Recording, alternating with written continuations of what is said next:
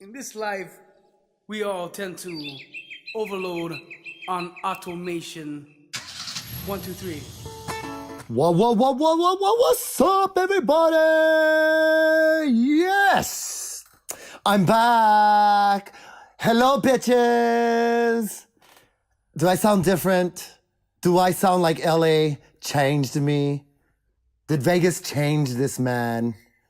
This loco boy? I don't feel no different. Quinn, do I look different? No.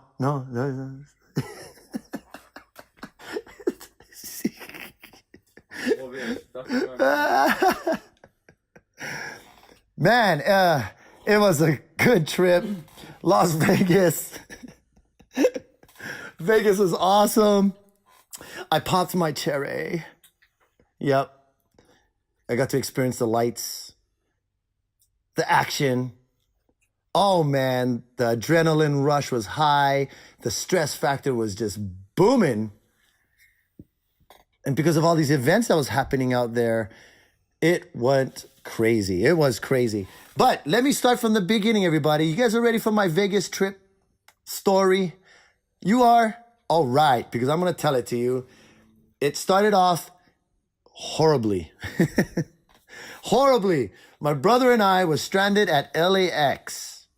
Yes. So we flew directly from Maui on Delta. They took us to LAX, where we got out, ran over to the next terminal, which was Terminal 1, and then we went into the gate. They said, okay, they're already boarding. So everybody, we boarded on. The plane was full already from people already that was there.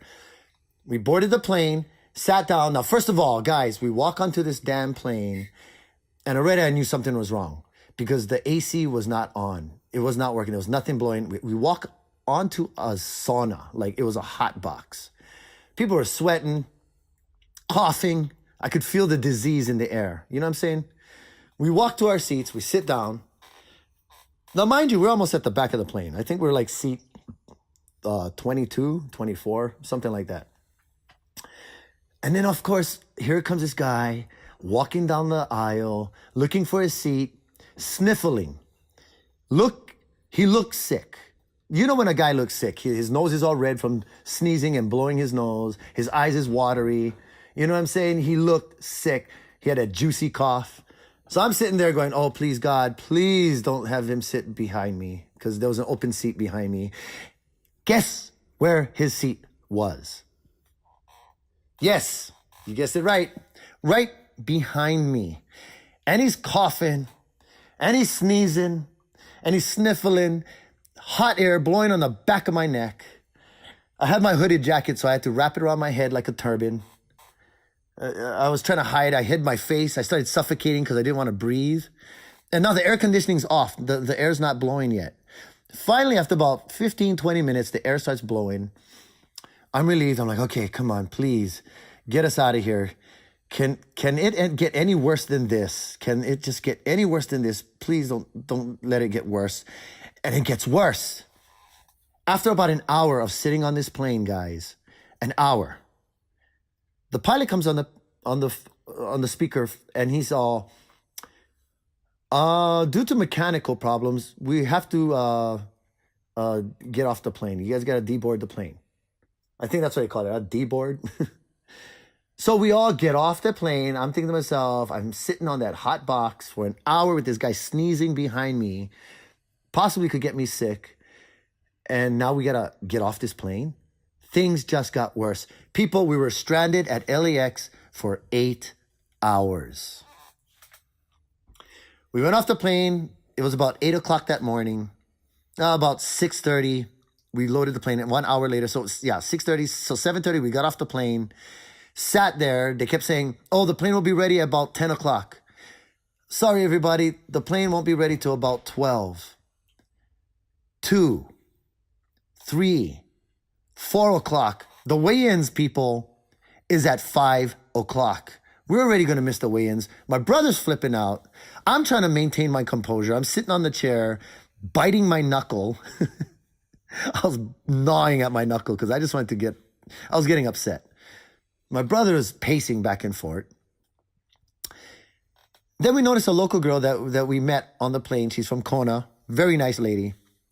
She goes up to the terminal, to the person at the gate, which was a nice Samoan man. And he's standing there and she's like, hey, brah, you know, I'm supposed to be in Vegas. I have a baby shower to go to and I can't miss this baby shower. This is my first granddaughter. You know, can you get me on another plane? Can you take me off of this ticket? There was no other Delta flights available. All flights were sold out. All seats were taken. This guy calls Alaskan Airlines and hooks her up with Alaskan Airlines, and he gives her the directions to go. So my brother's pacing back and forth. He sees it. He overhears this. So he runs up to me. He's like, hey, I can't wait. I think we can get out of here. So we go up to the counter, and we ask the guy, hey, bro, you think you can hook us up with another flight? You know, he says exactly what that other girl says. And he looks around, and he goes, okay, bring me you guys tickets. And so he really, like, quietly calls Alaskan Airlines. Hey, yeah, I get 2 more. Okay, thank you. He gives us our ticket. He said, this is your seat. This is the gate. It's at Terminal 6. If you run, you can get there in 15 minutes. The flight leaves in 20. We ran from Terminal 1 to Terminal 6. People, let me tell you something. Running with bags and trying to make it to your flight is like a major workout. I felt like I was getting ready for an MMA fight myself. We ran Terminal 2. Oh, there's Terminal 3 right there in the distance. Terminal 3. Terminal 4. Every time we passed the security guard, we'd be like, Terminal 6, Terminal 6. And they're like, yep, keep going. It's all the way down there. We just kept going and going. Finally, Terminal 6. We go into Terminal 6. Lo and behold, Alaskan Airlines is at the end of Terminal 6. So we have to run throughout that whole terminal to get to our gate. Finally, we make it to our gate. We make it on the plane. We touch down in Las Vegas. Finally, at about 8:30 in the evening. So that was how we started, guys. We missed the weigh-ins. So about the weigh-ins, PJ and Sumiko was on their own. They're champs, so they know how to operate. So, of course, PJ, he drops 12 pounds within, I'd say, about 24 hours. He drops 12 pounds. He's dying, foaming at the mouth. He's like, he said his stomach was cramping. His body was cramping. He just, you know, that was just a hard weight cut for him. So he suggested to Sumiko that maybe she should talk to the girl and find out how much she weighs, and maybe they can agree to fight for her belt instead of trying to cut all that weight and taking herself there too, as well. You know, PJ's looking out for the health and safety of Sumiko, of course. So she goes and talks to the girl. The girl weighs about 121. Sumiko comes in at about 121, 120. So they both agree, hey, instead of trying to cut the rest of the weight to 115, let's just fight for your belt, the 125-pound world amateur champion belt. So they both agree, let's just not cut weight, let's just fight for her belt. And that was how that stood. And they worked things out, and everything was okay. They picked me and my brother up at the airport, finally, took us to the Strip. We're walking through the Strip, guys, and it's a funny story. This old Chinese lady comes out. It's packed. People are everywhere. We're walking around, and this old Chinese lady comes up to PJ and slips on this bead, like a prayer bead, on his wrist. Old Chinese woman, like I'm talking 70 years old. I'm standing next to PJ. I'm tripping. She's like, here, for you, good luck. Now, PJ just went through almost a life-threatening weight cut. He's stressing about the fight. He's stressing about his weight. His legs were cramping earlier. And he's like in awe. He's taken by this. He's like, whoa, you're giving me this good luck bracelet? How'd you know? How'd you know? And she's like, yes, for you. You take. And he's like, yeah. Now remember, we're in Vegas, guys, the land of sin and hustling. And so I'm already bowing on the side. I'm like, thank you. Oh, thank you. Oh, thank you very much. And PJ's like, whoa, like his jaw was dropped. Like, wow, she knows, man. She knows. And then she's like, yeah, donation. This donation. And he's like, you donating this to me? And she's like, no. She put up her hands. No. You donate. Pay me, bitch. He's like, oh, I'm sorry. I have no money. I have no money right now. I can't take this right now. And she's like, no, you take. He's like, no, I don't have it. He tries to give it back to she refuses to take it back. It's just so funny because not realizing where we were at the time, under all that stress, this lady comes up with this bracelet, says it's for good luck for him. Like, it's just like the coincidence. You know what I mean? I was like, at the time, I was like, wow, is the stars aligning? Does this lady know what's going on? It was like Total Recall when that girl came across and she grabbed that Arnold's wrist and she's like, I could tell your future. And he's like, not right now. I was like, it's just something out of the blue, just a trip, Anyway, we walked away laughing. My brother guys was all laughing at us. And we're like, even PJ was like, I thought she knew, man. But we were trying, she needed a donation for that. It was a hustle. Anyway, I thought that was funny. That was good fun, man. So, fast forward. We go to our sushi place. We eat the sushi. We enjoy the night. Next night of the fight, we're getting ready, warming up. Bam, bam, bam. Hitting mitts. We're in the red corner. They're in the blue corner. The entire night, guys are coming back one after the other. Sumiko was fight number 8. PJ was fight number 7. Main events. Guys were going out. Number 1 fight, they're coming back. Guy gets knocked out. Number 2, come back. The guy's all busted up, bleeding. Number 3, come back. One by one, they're coming back. And we're like, oh, man, getting anxious. We maintain our composure. PJ goes out there. And the guy... He's a D1 wrestler, wrestling from California. He's a student under TJ Dillashaw and Dwayne Bang Ludwig. So we expected him to go there to do exactly what that is, bang. You know what I mean? Throw hands. That guy got hit by PJ and did not like it at all. So he shot in immediately and just repeatedly just kept shooting in, taking down PJ, just shooting in. PJ fought it off several times, but the guy just was consistently he resorted back to his wrestling. He didn't want nothing to do with PJ striking. There was at one point where the guy gave PJ a kick to the stomach and PJ just nodded like, oh, not bad, not bad. And so he fired one back. Kabam! And the guy was like, oh, shit. And he just ran in and just grabbed him like, oh, he was not having that. So they fought 3 whole rounds for the 135-pound world championship title. And PJ, unfortunately, lost through decision. But he fought a good fight, and they went all the way. In fact, at the end of the fight, this guy was like, you were the hardest fight of my life. I've never had an opponent that could hit as hard as you and move like that. So, right on, PJ. They know what you brought to the table, man. And oh, by the way, too, we saw his other fighter that he fought with 4 months ago for the 145-pound belt, and that guy was huge. And I ain't gonna say nothing steroids, but he looked buff, man. And I even looked at PJ and I told him, dude, you fought that guy, man. And PJ's like, I know, shit. Sumiko, Lady Samurai Inaba. Now, people out there, if you haven't seen her fight yet, you know that she goes for the knockout.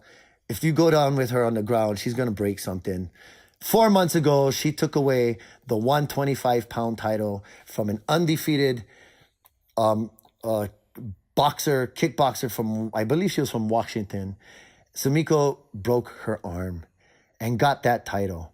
4 months later, she challenges the 115-pound undefeated champ. And this girl is a Dutch kickboxer. I think her name was Nadine. I believe her name was Nadine. Very pretty girl. She looked kind of like Pink, that singer, Pink. She had that short blonde hairdo. We kept referring to her as like Bridget Nelson. If you guys know who Bridget Nelson is, she was the Russian's wife in Rocky 3. I think it was Rocky 3 with the Russian. So, yeah. Or was that Rocky 4? I don't know. Oh, Quinn, check it out. Yeah, so anyway, Bridget Nelson. She was also Red Sonja. Yeah, she looked a lot like that. Like, like a fighter. She looked like a fighter herself.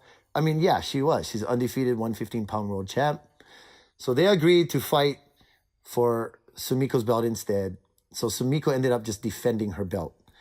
And she defended that belt very well. Down goes Rocky 4. That was Rocky 4. Okay, Rocky 4. Right on.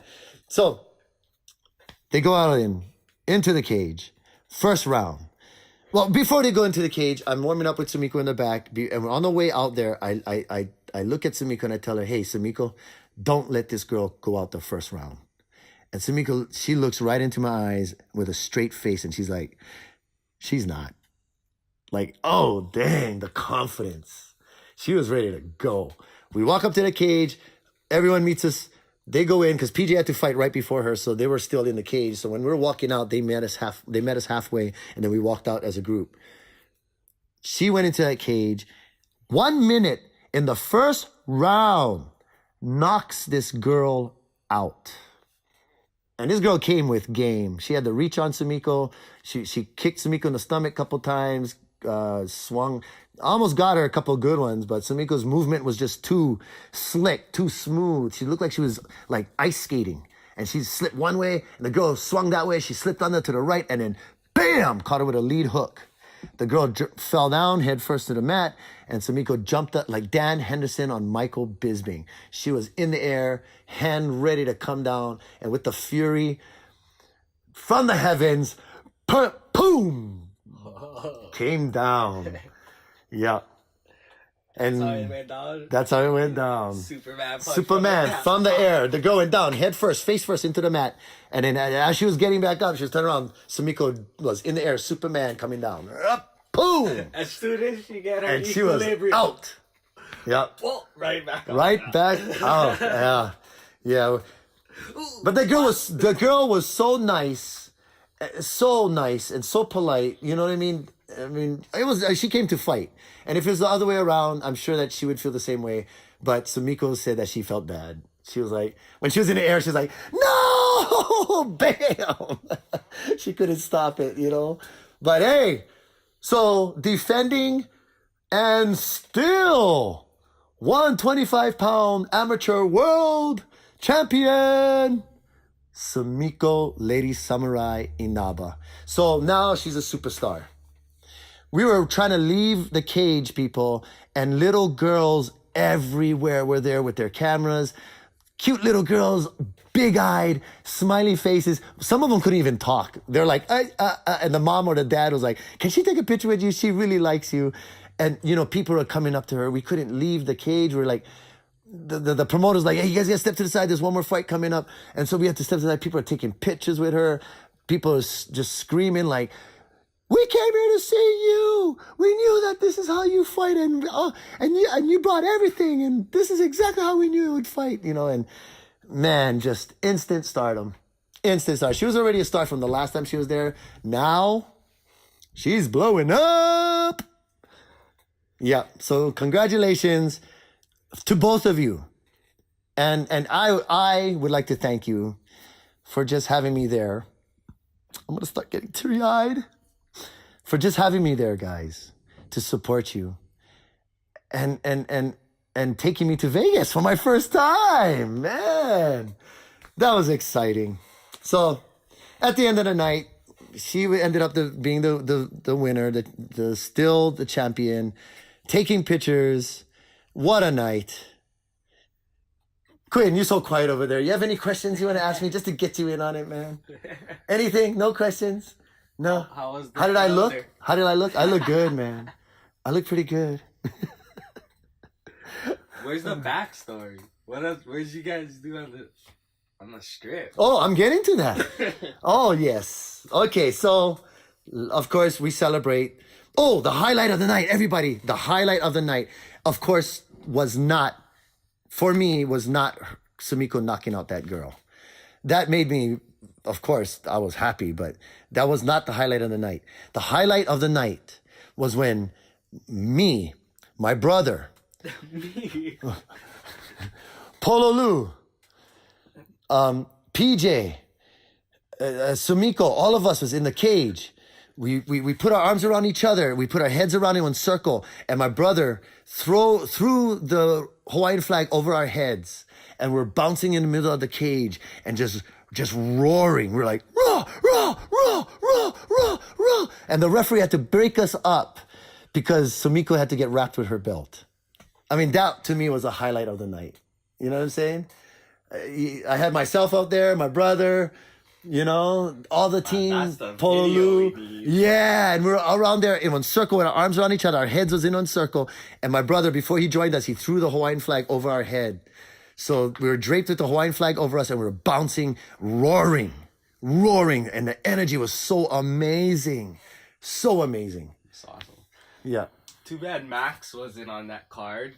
The next day, Ho would have had choke Hawaiians, yeah. If Max Holloway had to fight on the UFC the next night, that place would have been Hawaiian infested. Bruh, there was a lot of Hawaiians there. The guy who helped us at the airport, you know what I mean, was a Samoan guy. And so, he saw us guys, hey, local brothers, all right. So he helped us out. Yeah, what a doubt. For me, that was the highlight. That was the highlight of the night. And also going back to the room, talking about it, getting ready to go out on the strip. We put all the belts on the bed. We took a picture. It's posted up on Facebook. If anybody wants to see it, check it out. And that's just the beginning, guys. Now I got another story for you. Do you want to hear it? Do you want to hear it? Okay, good, because I'm going to tell it to you. Later that night, we go home. Oh, not go home. We go to the hotel. We get ready. We go out onto the strip. Every bar closed up, like sold out. The bars that is available, $120 at the door to watch this fight. We were searching. Anybody? No, everyone had the doors closed, windows blocked, or the ones that, had seats available, $120, $100 a person just to get in. Not including the drinks, which is probably double the price. Hunting, sweating, stressing. I wanted to watch this fight so bad. We all were going around. PJ gets a call from his good friend, Brad Tavares, guys, saying, hey, come over to our house, check it out, da-da-da. So PJ and Sumiko say, hey, we're going to go check out the fights at our friend's house. And we're like, okay, go ahead, guys. You know what? If we miss the fights, we don't care. We're just going to walk on the strip. This is my first time, so I just want to at least adventure around. You know what I'm saying? I didn't want to go to someone's house. Although it would have been fun there too, I'm sure. But we wanted to walk the strip, if anything. Okay, the adventure begins. My brother and I, we walk from hotel to hotel. We go from the Harrah's to the Caesar's Palace to Treasure Island, Excalibur. We catch the trolley to the MGM Grand, because right next door is where they're at the T-Mobile Arena is the UFC. Khabib versus McGregor. And we're at the MGM Grand walking around looking at the casinos. Hey guys, I love the casinos and all. The only thing I could not stand about the entire ordeal or the entire trip was the cigarette smoke. Every casino, everywhere you go, cigarette smoke. The pot smoke, I don't mind because it's legal over there. But the cigarette smoke, it was just killing me. I used to be a cigarette smoker myself, so I shouldn't complain. But now that I don't smoke, I understand why and how secondhand smoke is so damn dangerous. It sucks. Okay, anyway, we go check out the Excalibur. I looking at the Excalibur, I wanted to go and sit down at a show, eat a big turkey leg and food with my hands and just chew with my mouth open and cheer for my fighter to win. Yeah! I went to Treasure Island, looking at the boats, the whole scenery, the setup, had that Disney effect to it. It was really cool. We went to the Harrah, casino. We end up at the MGM Grand. And so we were like, you know what, let's just wait here till the fights get out. We can, cruise with the fighters, maybe mingle, check out some people. It's going to be a beautiful thing, right? So, yes, we go to the MGM Grand, and they have shows that you could watch. Remember I was talking about seeing a show? Ka, yeah? The Jabberwockies, just shows. And then, of course, they had the roller coaster ride at the New York hotel. I'm going to post that too on the Facebook, that you guys can see our little walk around the strip with me, with that roller coaster in the background, telling you guys, hell no. I ain't riding that thing. My brother's like, come on, let's go for a ride. And I was like, no, I'm good. But yeah, so we're waiting at the MGM Grand Hotel. Right outside the MGM, there's this place called the Irish Pub. So all these Conor fans are going there. They're trafficking in there. And they had this huge screen, which was blocked from all these angles where you cannot see it, with trees and all that. They had it strategically placed well.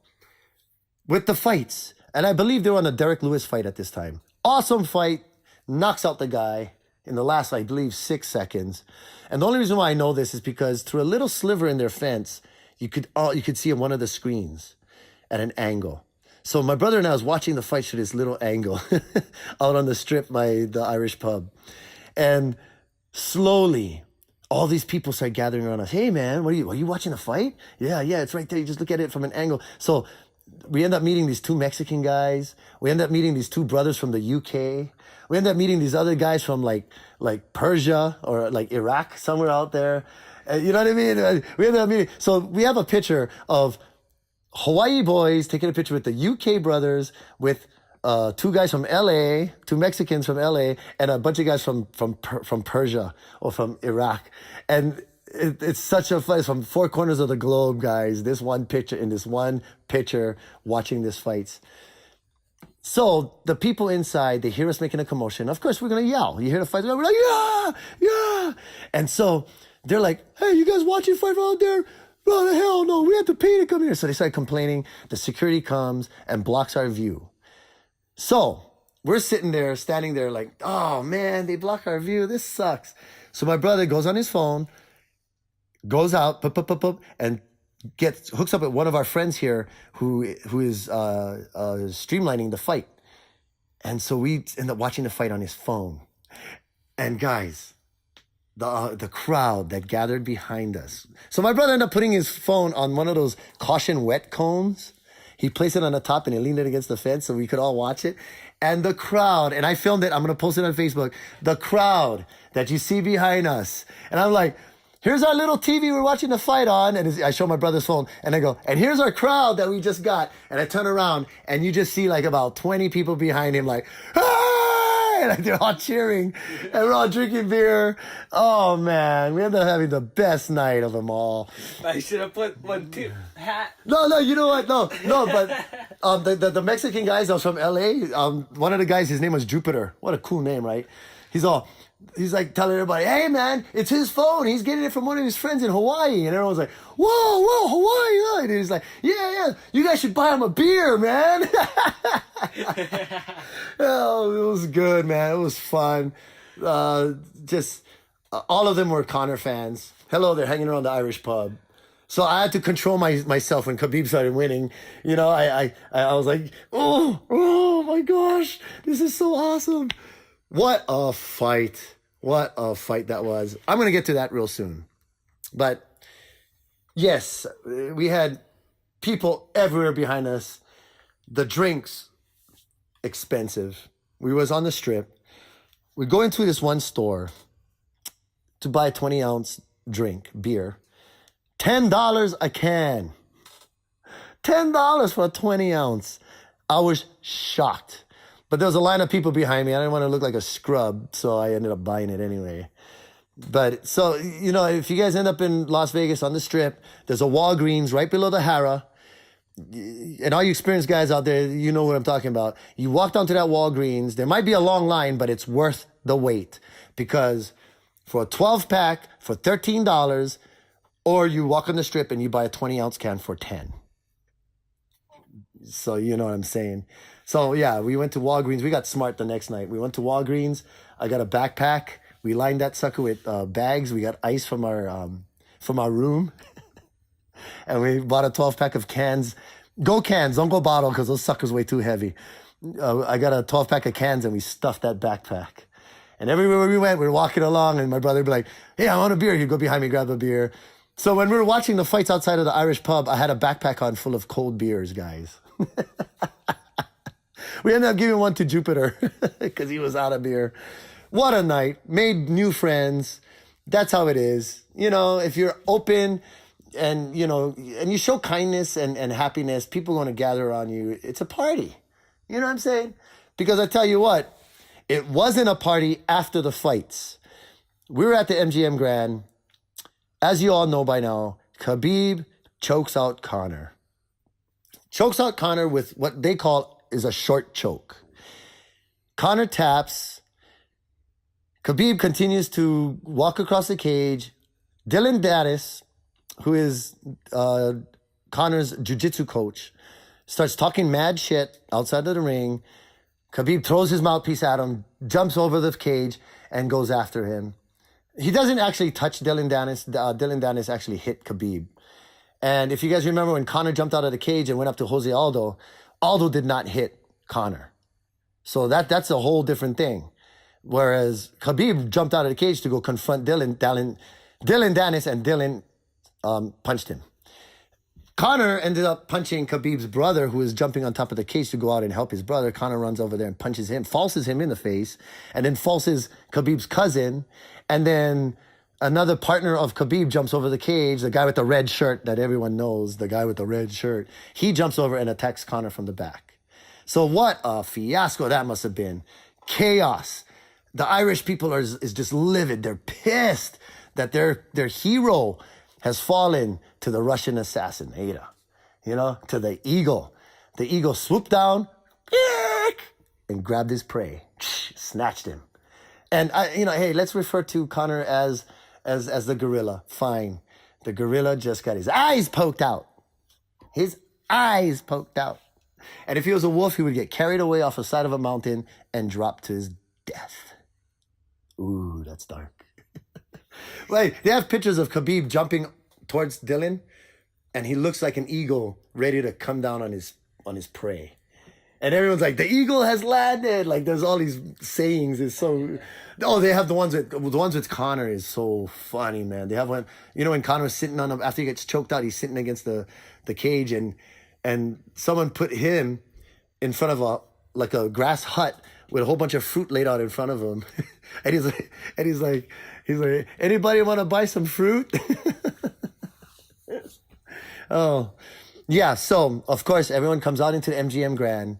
My brother and I is there. We're happy. We just had a wonderful night. Khabib won. We're just stoked. All these Irish fans are coming out. You can tell that they were pissed. They're all wearing the orange flags, the orange-green flags. And they're all walking out with, like, mean faces. Then scraps start happening all over, popping up, people pushing, swearing. And we're like, pure jiu-jitsu right here, guys. We're like, let's get out of here. So we took off, man. So we ended up walking from MGM Grand back to our hotel, which is the Harrow Hotel. Nice walk. But the whole way down, tension. People walking the streets swearing, talking about all this and all that. A fight is a fight, I understand. But when you let it control you outside of the cage, then I think you're too into it. You got to step back and look. Unless, of course, you bet a lot of money and you lost a lot of money. I think that was one of the reasons why a lot of people was pissed, because they lost a lot of money that night. Yeah. Khabib reigned supreme. And, another thing, too, is during their fight, Conor McGregor kept doing cheating things, illegal things that was not called by Herb Dean. And I'm surprised that Herb allowed this to happen, because he should be more professional than that. There were times where Conor was grabbing at Khabib's gloves. Conor was holding onto his shorts so Khabib could not move around and pass the guard. Conor was kneeing Khabib in the head when they're both laying on the ground. Khabib was a downed opponent, and he repeatedly kicked him in the head, kneed him in the head. So, those things were not even, he wasn't even warned. He wasn't even nothing. So, the odds were all against Khabib, and for him to pull through, perseverance, faith, all of that, it's an internal power as well as an external power. And of course, okay, I'm going to go into a little deal here, but if you look at Conor, he was promoting his whiskey. He wasn't promoting his fight. He was promoting his business. He wasn't promoting his fight. So when he went in there not as a fighter, but as a businessman. And I think that's why his game was off as well. You got to go. If you're going to a fight, you're going into a fight as a fighter. Insulting Khabib's family, insulting his religion. Khabib went in there as a fighter. And plain and simple, it showed. He got 4 rounds of just poundings. I think Khabib had him in a Kimura earlier. And I think he let it go. He let it go and he just continued to pound on him. he smashed him. I'm going to smash you. Remember I told you I was going to smash you? I'm smashing you now. You feel the smash? And he's so funny afterwards because he lost his cool. He's talking afterwards. He's apologizing to Dana. I apologize to Usada. I apologize to everybody. That Khabib in there you saw was not a good side of Khabib. And because of that, my father's going to smash me. What a good guy, man. My father's going to smash me. And then after later on, and this is what I heard, Putin met up with him and his father at the airport. And Putin told the father, don't smash your son. He's a good champion. He's a worthy man. So Putin asked the dad not to smash him. You know? No way. Yeah, that's what I heard. I heard that Putin met them at the airport and told the dad, don't smash your son. Yeah, look it up. Look it. Someone don't believe me. Someone don't trust the guy who was just in Vegas. You hear my voice? This is a Vegas voice. This is a Vegas voice. Mm-hmm. So, anyway, you know, the whole fiasco afterwards, it was unnecessary. If you ask me, Khabib could have shined brighter by just smirking at Conor, having his arm raised, having the belt wrapped around him, leaving the cage, and then attacking Conor in the lobby later. No. I'm just joking. But you know what does he expect? You know, he was just a jerk to him the whole time throughout the press, insulting his family, insulting his religion. And you know, throughout the fight, Conor, after every round, first round, beat.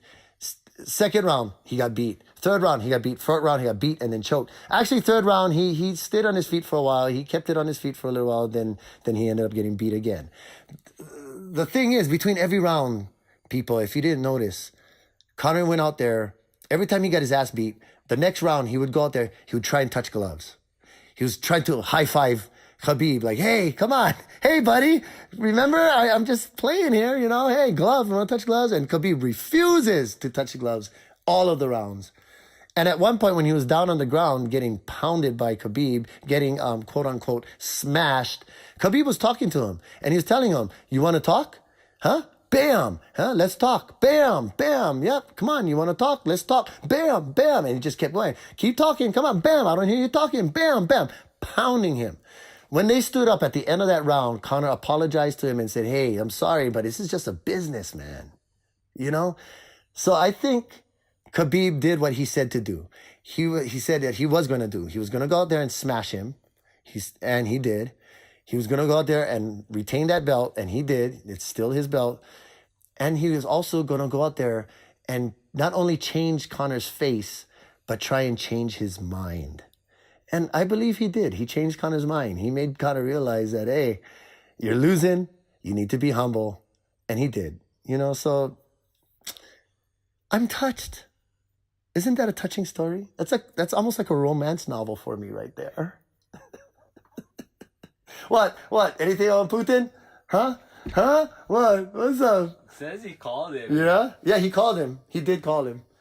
Yeah, and then it actually says that he talked to his dad after. Yeah. I don't know. Don't smash your son. He's a worthy champion.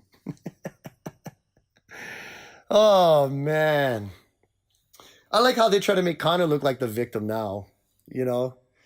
When he goes in with about 30 of his men and attack the bus full of UFC fighters, you know what I mean? He breaks a window, he cuts Michael Chiesa's head open. I believe he had glass going to Ray Borg's eye. Honestly, I don't know how he wears glasses, but anyway, you know, so, and then, you know, he's jumped over the cage at Bellator, attacked a referee. You know what I'm saying? He's done crazy stuff. And then the way he was talking about Khabib's family, I'm rambling on this, I know, but I'm just trying to get to my point. And my point is, when Khabib scaled that cage and went after Conor's corner by himself, he was trying to prove to a point that you attacked me on bus. See, I'm going to talk like Khabib on this one. You attacked me on bus with 30 men, and I go after your corner by myself. I don't understand. I just don't understand. You bitch. Nah, he didn't say that. Oh, Dana's mad because Connor lost.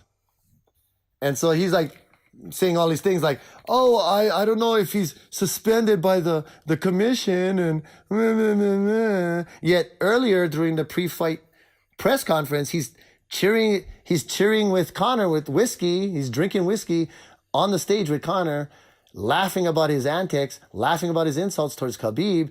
That's not professional. I mean, I like how they say the pre-fight antics is professional, but Khabib's post-fight antics is not. It's kind of like a one-sided situation here, right?